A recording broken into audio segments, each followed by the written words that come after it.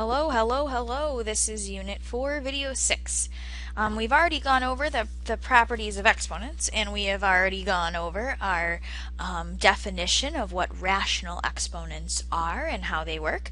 So what we're going to do now is talk about how do we use these rational exponents. So we're going to kind of combine those last two ideas together. I've just got some blank space here because we're just going to throw some problems out there and give them a try together, and I'll walk you through them. So write down this first one with me.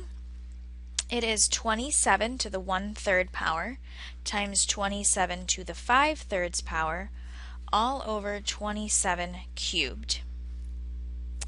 Okay, if these did not have our rationals and they were just integer exponents, we would go ahead and add our numerator exponents together, and then we would subtract because we had a numerator and a denominator.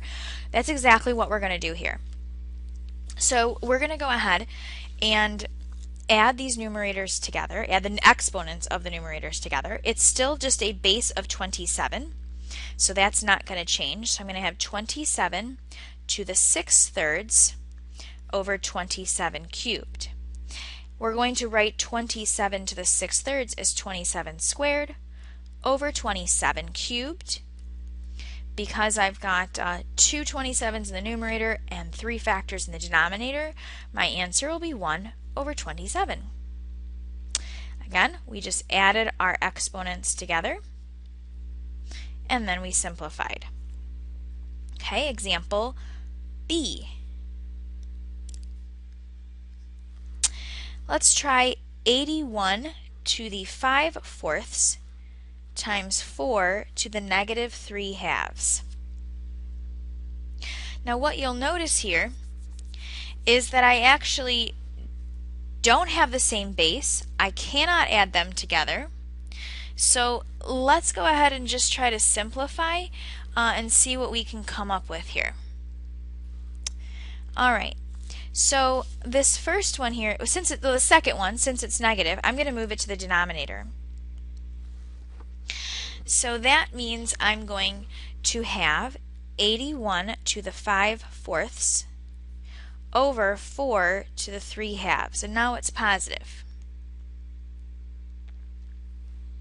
Okay, I'm then going to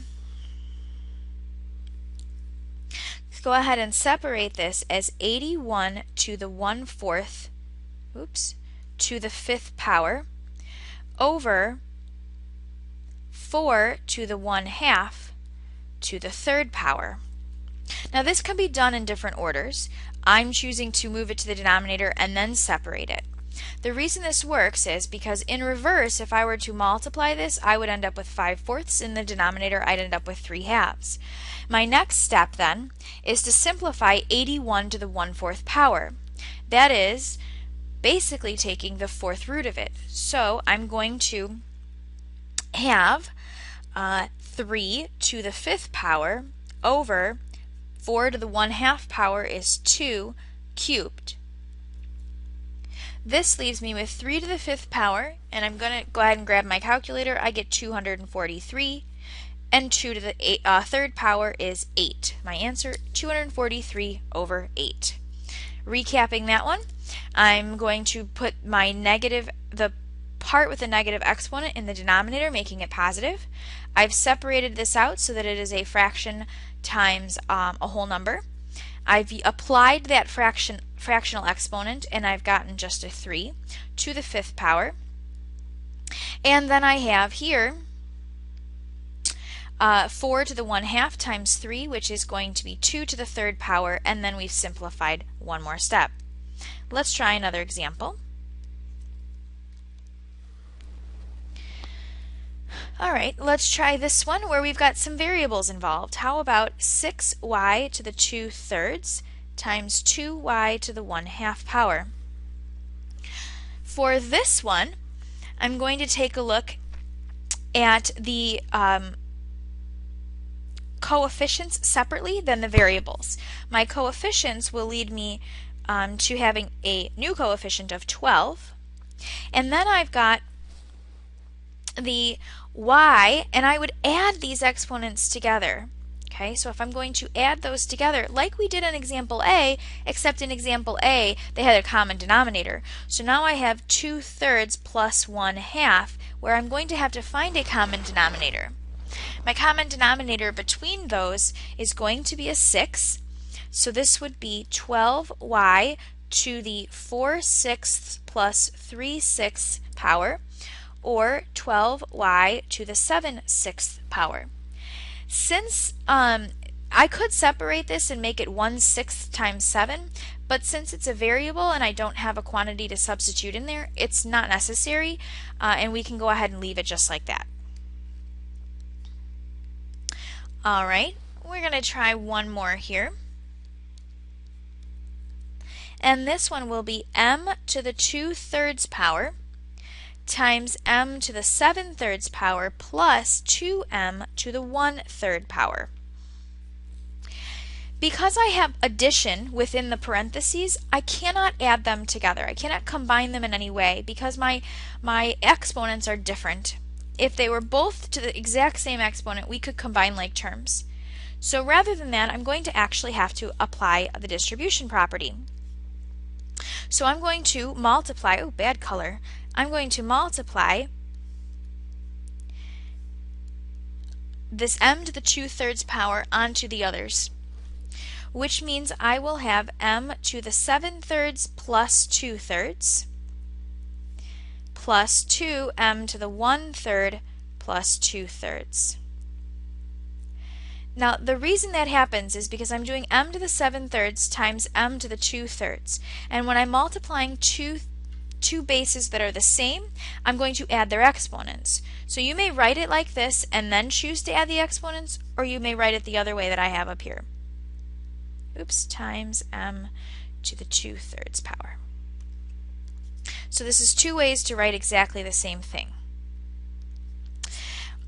Either way, I need to add my exponents. This gives me m to the 9/3 plus 2m to the 3/3. This leaves me with m cubed when I simplify plus 2m. And that is my final answer. Let's try a couple more. Alright, on this page we're going to try some that are a little bit different.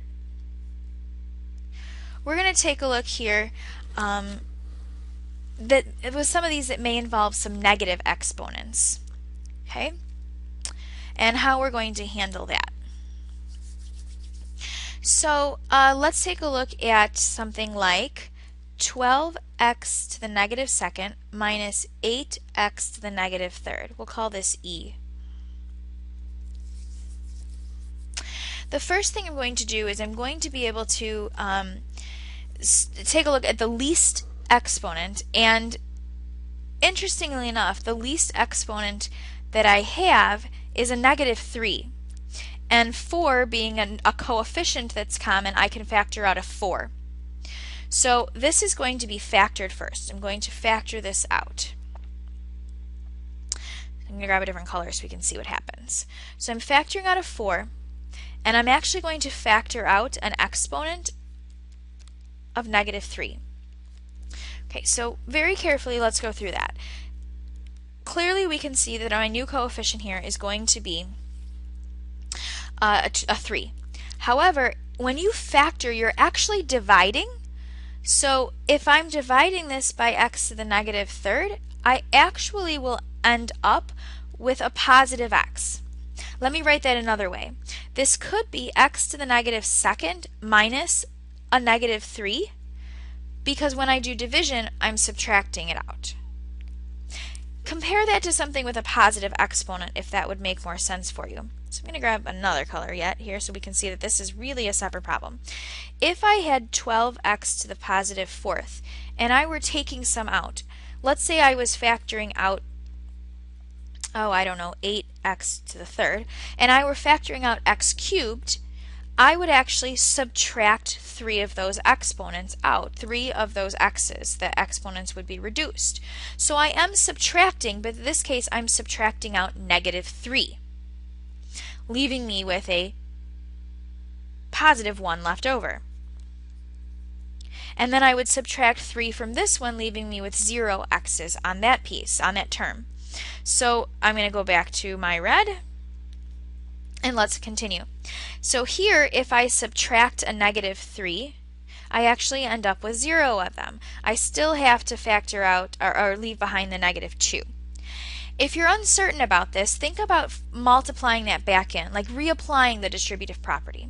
I would obviously get my 12, and then I would have this negative 3, and I would end up with an exponent of negative 2 when I applied it. And then I would multiply the 4 and get my 8, and I'd multiply the negative 3, and I'd have an exponent of negative 3. So whenever you're factoring, it's always good to make sure when you finish it to look back inside and see if that really worked out to the way you wanted it to. Alright, let's try we'll try another one of those. How about this one? Let's factor this one. B, E, A, B, C, D, E, E, F. This is F. Wow. Okay, so I have 4m to the 1/2 plus 3m to the 3/2. They don't have a common coefficient or a factor of a coefficient, so I'm stuck with the 4 and the 3. But then my least factor that I can completely take out is an m to the 1/2. So I'm going to factor out m to the 1/2 power, leaving me with 4. And remember, factoring is really a subtraction idea on exponents, because when you multiplied them in, you added them. So taking them out or factoring them out is actually subtraction, and that will leave me with m to the first power. 3/2 minus 1/2 is 1. So this is my factored form. Okay, I think that was a good run through on some of those, and I'm going to go ahead and suggest that you give, well, no, we're going to try one more. I got room for one more, so let's do one more. This is, we'll call it example G. And I'm going to deal with some binomials.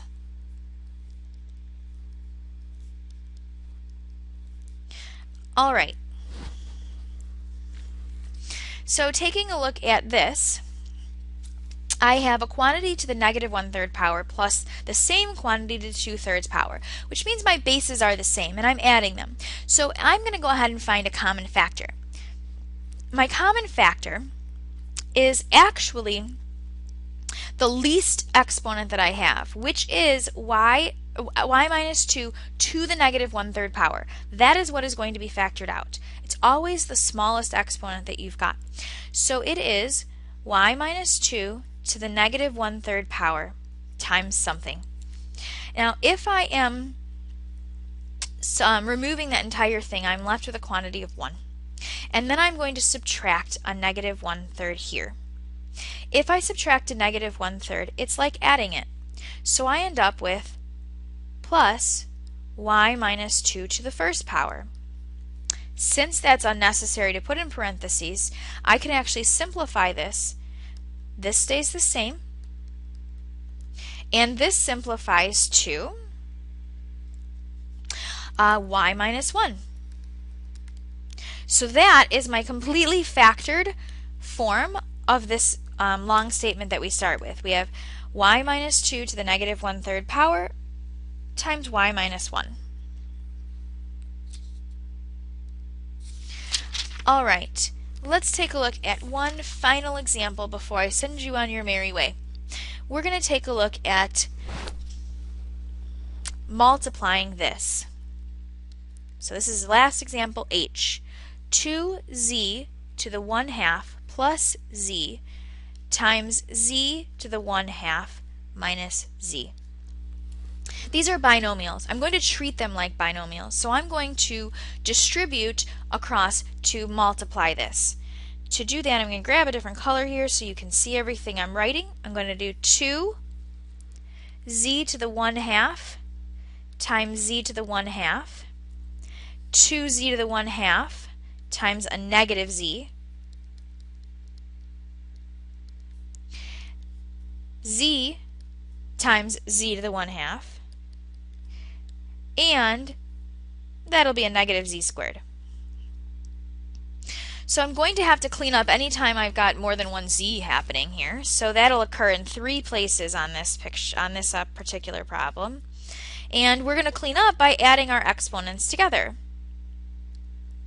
So this one will end up with a 2z to the first power minus 2z to the 3/2 power plus z to the 3/2 power minus z squared.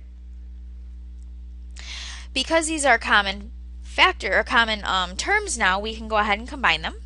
So I will have 2z minus z to the 3/2 power minus z squared. Is there a best way to write this? I think this is clean and clear, and we're going to go ahead and leave it just like that. So as far as putting them in a standard form, they're not they're rational exponents, they're not all integers, so we're going to go ahead and leave this just the way it is. It looks fine. Okay, so our assignment is page 62, numbers 59 to 69 odd, and numbers 73 to 79 odd. Please go ahead and try all of those so that we know exactly what parts we have to take a look at and focus when we're back together in class.